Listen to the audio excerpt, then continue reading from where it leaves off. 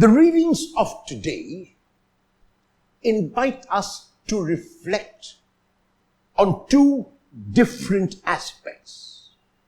The one is accumulation and having more. The other is decluttering, giving up, and focusing on the being more. In the gospel, Jesus is asked to be the judge and arbiter between two brothers who are fighting over their property. Jesus refuses to accept that role and tells instead a parable. It is about a man who had a big enough barn and had wonderful harvest of crops. And then he stored those crops in his barn. As time went by, the man began to get richer and richer. And he said to himself that he needed now bigger barns. And so he began to build, or at least try to build, bigger barns.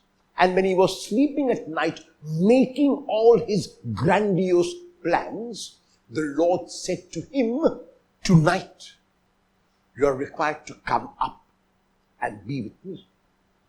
What then would the man do? He would have to leave behind, Jesus says, whatever he had planned. He could take nothing along with him. While it is good and necessary that we must plan for the future, what is the problem is our obsession with the future. We have to know when enough is enough. How much further do I need to plan? Do I need to prepare for my children's education in the future? Surely I do, and that is fine to plan for it. But do I need to prepare for my children's children? Now that is taking things a little too far. And so therefore, each one of us has to decide about the external use of things and about how much we think is enough. If we keep on accumulating, we keep on gathering, it is very likely that our gathering is at the cost of someone else who will have less because we have too much. Is it possible for me to take a stock of my life and to see what exactly I need and what exactly I want? Today, we have converted our wants into our needs. We imagine that we cannot do without something. The basic needs of the human person are food, clothing, and shelter. But because some have more than they need of all of these three, there are millions in our country and all over the world who do not have even these three basic needs. And so therefore, the text of today is calling us to focus surely on the external and on the body, which we need to take care of, but is also asking us to focus on the heart and who we are within. The preacher in the first reading of today calls everything vanity. Vanity of vanities, the preacher says, and everything is vanity. In the final analysis, when we stand before the Lord is not going to ask us about our bank balance.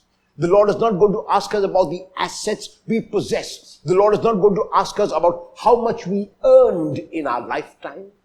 The Lord is going to ask us about how we gave of ourselves, of the numerous people that we helped, of those whom we reached out to, of those whose need we saw, of those whose needs became our concern.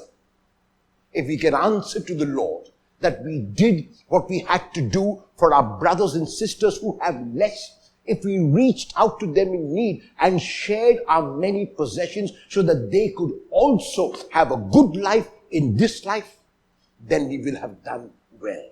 Then our focus will not be only on the externals. Then we will not simply say, like the fool in the gospel text of today, that we will build bigger and bigger barns and then rest easy, because we never know when the Lord will call us to himself. The Lord could call us to himself today. The Lord could call us tomorrow. The Lord could call us after a year. The time is never known for anyone. No matter how rich they might be, no matter how many possessions they might possess. What is important is to be ready to leave what we have, to be detached from what we possess, and to say, Lord, I am willing to come whenever you call me. The only way in which we can do this is if we live not only with our bodies, but if we live with our hearts. The Epicureans in Western philosophy and the Charvakas in Indian philosophy had this as their philosophy: eat, drink, and make merry, for tomorrow you die. There are unfortunately many who follow these philosophies today with no concern for the other. Such kind of people are people who live externally.